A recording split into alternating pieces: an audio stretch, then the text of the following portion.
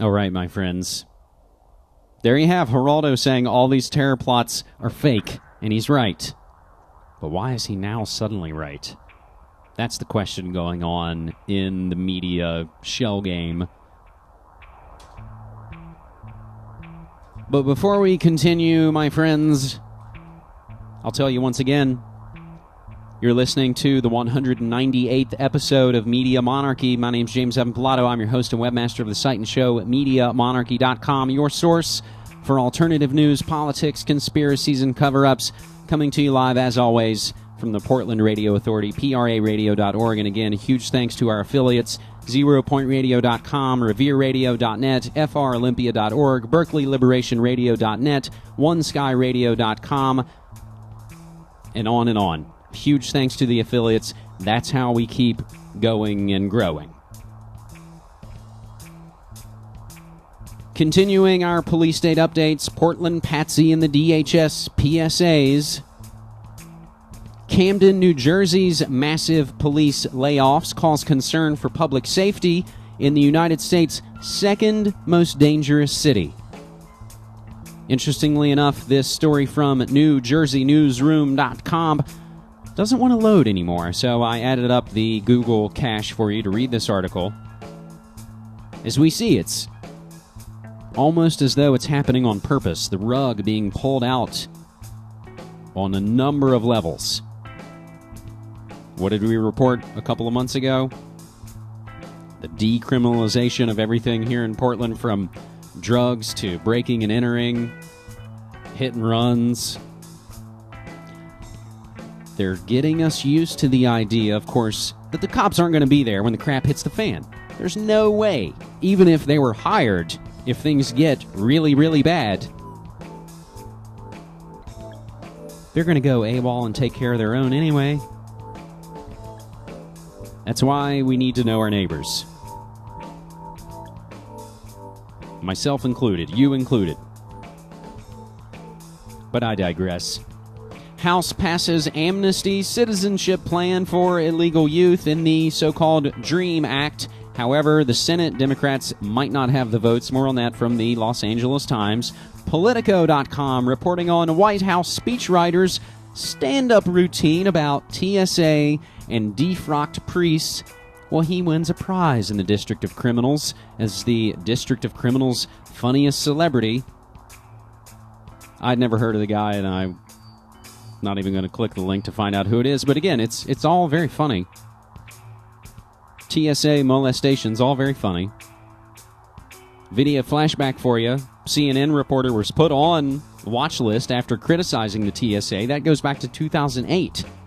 So, as we've said time and time again, and other folks as well, this TSA story didn't start last month.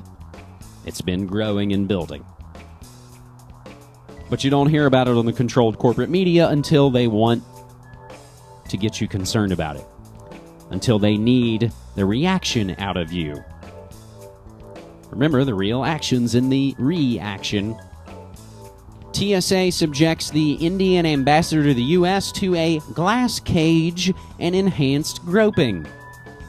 Yes, the female Indian ambassador to the United States got the supreme TSA treatment, and I believe contact later from the Indian government said it is unacceptable. But on a positive note, one brief ray of light here from WFTV.com. Orlando International Airport considers dumping the TSA screeners as they are completely congressionally mandated and allowed to do. However, again, problem, reaction, solution. Are we just going to get Blackwater? Fingerprint scans raise worries in North Carolina. That's from NewsObserver.com. In a bizarre one from a website called PSN.com. The guy's name is Bob Boyce. B-O-I-C-E.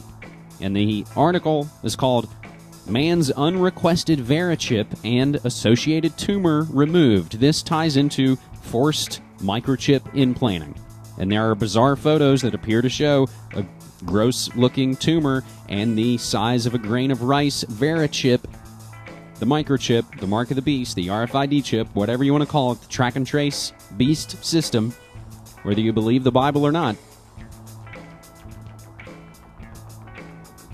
So that is a bizarre and interesting one that, as we see so many times, there's a disturbing, eugenical, occult overlay to so many of these stories that we don't have the time and perhaps the wherewithal to go into them in greater detail here on the live show.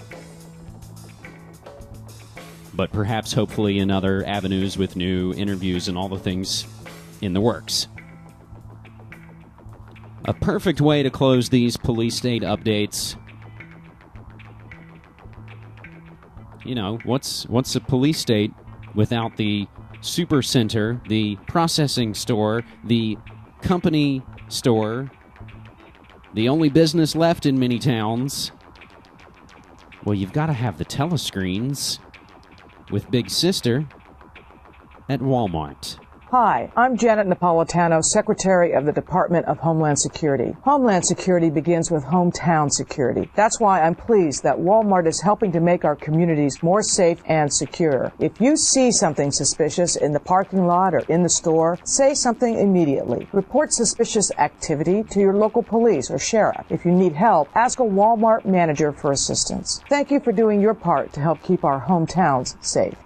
And now stay tuned for your 2 minutes hate. Things are reaching such a bizarre level.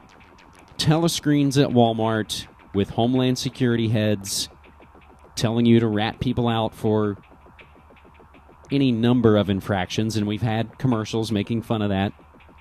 The Green Police and others. Oh, but it's all just funny advertising, as we'll see again here in just a little bit. This is how far it falls.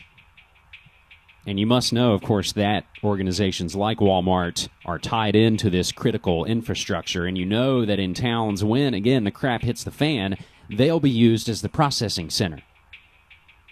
They'll be check in to your local Walmart for further instructions from Homeland Security on how to deal with this fill in the blank.